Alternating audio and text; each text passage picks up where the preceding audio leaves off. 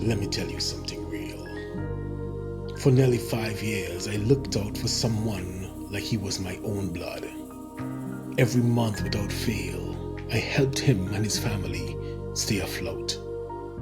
Not because I had excess, but because loyalty was my religion. He sat in my space, ate at my table, and every time I brought something for myself, I'd get two. Because in my mind, if I rise, he rises. But life has its own way of revealing truth, quietly, softly, then all at once. The moment I couldn't give like I did before, he was gone. He replaced me, mocked me, publicly tried to shrink me as if my season of lack was a punchline. And I'd be lying if I said I didn't strike back. Not physically, but surgically.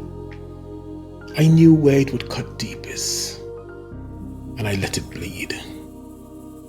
But afterwards, I didn't feel victorious. I felt like something sacred in me had been contaminated. And I started asking questions. Was I becoming like him? Or was this a mirror? Was this a betrayal or a divine setup? Because what if? What if that person was assigned to betray you? Not by chance, but by cosmic contract. A spiritual assassin in disguise, with your name written in their mission. But so was your awakening. See, not every Judas is a mistake. Some are messengers in mask. Judas had to betray Christ for resurrection to activate. Delilah had to cut Samson's locks so he'd remember where his strength truly lived.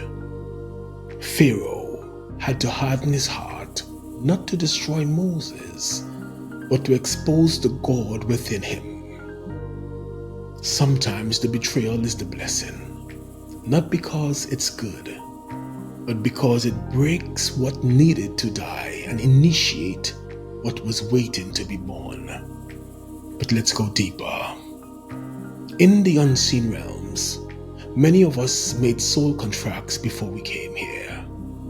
Agreements with certain spirits and souls. I play the light in your life and you play the shadow in mine. Why?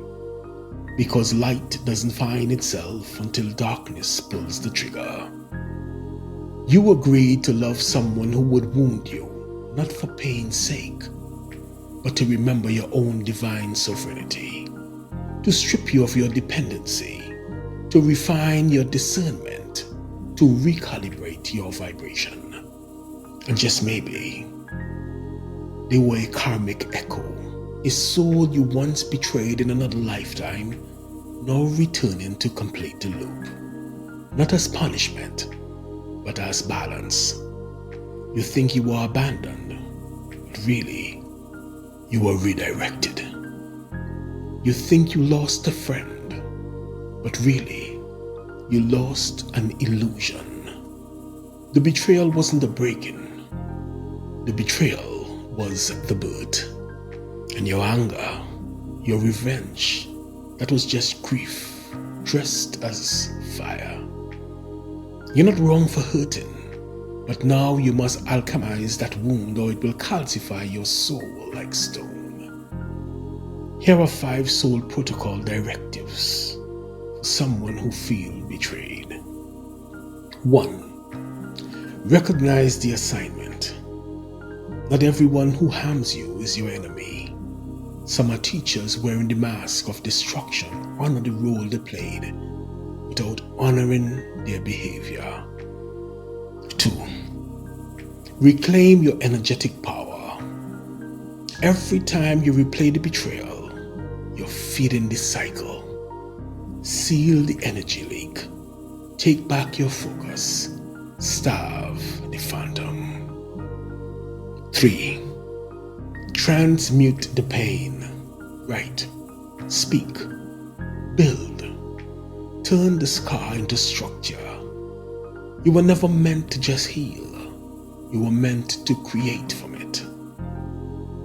4. Forgive at the soul level, not for them to return, but so their energy no longer lives in your nervous system. That's not weakness, that's spiritual sovereignty. 5.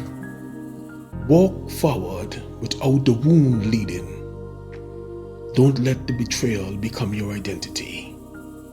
Let it become your clarity. Love again. Trust again, but with wisdom as your gatekeeper. Sometimes the closest one to you are the ones sent to shake your core. Sometimes God allows it, because your next level requires it. Let them go. Thank the lesson, bless the fallout, and walk like the one who remembers the contract and fulfilled it with grace.